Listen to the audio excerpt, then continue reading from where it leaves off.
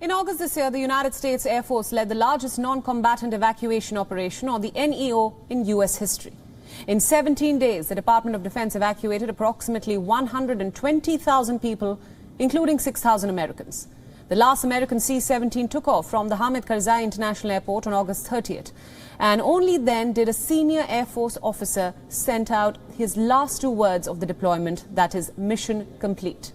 In a classified briefing in mid-July, 23rd Wing Commander Colonel Russell told his team that this is not the Afghanistan we all knew. He added that all of the assumptions and experiences from the past in Afghanistan were invalid.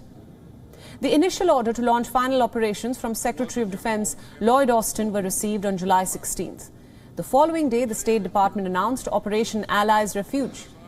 The operation involved launching relocation flights for Afghan nationals and their families eligible for U.S. special immigration visas.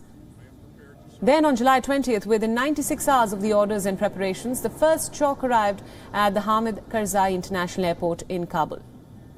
For nearly 4 weeks, the American troops remained on alert. The Taliban swept across the country, making territorial gains. The last of the major cities fell, such as Mazar-e-Sharif and Kunduz, within days. And by mid-August, the Taliban progresses and took over Kabul. On August 15th, Colonel Brian DeSaltis, who had just worked for 27 hours straight and been sleep-deprived, woke up to explosions and rapid gunfire. The American crews sprinted out of their barracks, started the engines, and scrambled to flush the aircraft as Kabul Airport's civilian terminal had been breached. Thousands of civilians and Taliban forces were on the runway. They then began swarming across to the NATO ramp. And within hours of the Taliban takeover, desperate Afghans started attempting to flee Kabul, risking their lives. Visuals of helpless and desperate Afghans who resorted to holding on to the outside of a departing C-17 were paraded on TV screens across the world.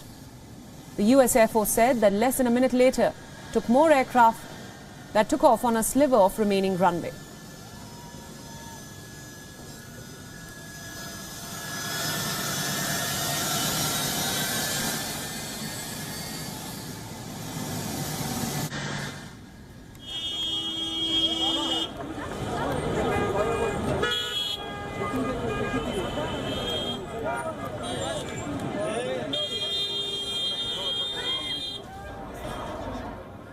WION World is now available in your country. Download the app now and get all the news updates on the move.